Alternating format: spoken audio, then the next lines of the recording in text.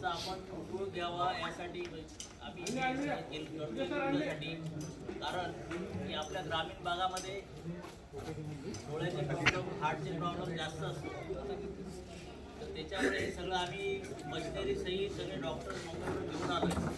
त्याचा प्रतिसाद तुम्ही द्यावा आणि आजूबाजूच्या लोकांना पण सांगावं की इथे कॅम्प लागला आहे आणि याचा उपयोग घ्यावा. आणि दुसरी गोष्ट, लसीकरणावर जरा भर द्यावा.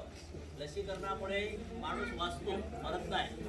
ही भ्रांती फैलली गेली आहे की लसीकरण, कोविडची लसीकरणामुळे माणूस मरतो, पण ते चुकीचं आहे. जास्तीत जास्त ज्या लोकांनी लसीकरण केलं नाही त्यांना सांगा, समजून की लस घेणं चांगलं आहे. कारण तिसरी लाट येणं काही कधी गॅरंटी नाही की कधी येईल, आणि आली तर यांच्यापेक्षा पहिल्यापेक्षा जास्त नुकसान होईल. कोरोना काळामध्ये मी जास्ती इथे 2.5 ते 3 महिन्यापर्यंत आम्ही सुविधा दिली. पूर्ण माझे ॲम्ब्युलन्स वगैरे मी दादर तालुक्याला 4 गाड्या आणि यवतमाळला 6 गाड्या मी तुमच्याकडे दिल्या होत्या. आता श्रीधर काकांनी बोलले ग्रामीण भागामध्ये मोतियाबिंदूची खूप जास्त आहे, म्हणून आम्ही संजय भाऊशी बोलून मोतियाबिंदूची तपासणी आणि चष्मे फ्री वाटप. आणि वयस्कर माणसांना आधार नसतो बघा. आजकाल लग्न झाले की मुलं काय करतात, आई वडिलांना वेगळं सोडून देतात. त्यांची काय म्हणजे हार्टचा प्रॉब्लेम आहे, बीपीचा प्रॉब्लेम आहे, डोळ्याचा प्रॉब्लेम आहे, ते बघ त्यांच्याकडे दुर्लक्ष असतो, कारण ते बायको आणि मुलामध्ये व्यस्त असतो. आणि जास्तीत जास्त दारू आणि बाटली हे बघा. काका त्या दिवशी बोलले की दुधाच्या दुकानामध्ये जायला बोलले की आपल्याला म्हणजे घरोघरी फिरावं लागेल, दूध घ्या दूध घ्या.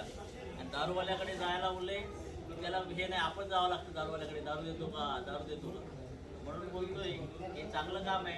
याला जरा आम्ही तुमच्या घराघरापर्यंत आलो आहे त्याच्यासाठी की तुम्ही उपयोग घ्यावा. आम्ही दूध विकतोय, दारू विकत नाही, म्हणून आमच्याकडे दूध घ्यायसाठी आम्ही इथं बसलोय. पाठवा लोकांना, आम्ही त्यांची सुविधा हे करू.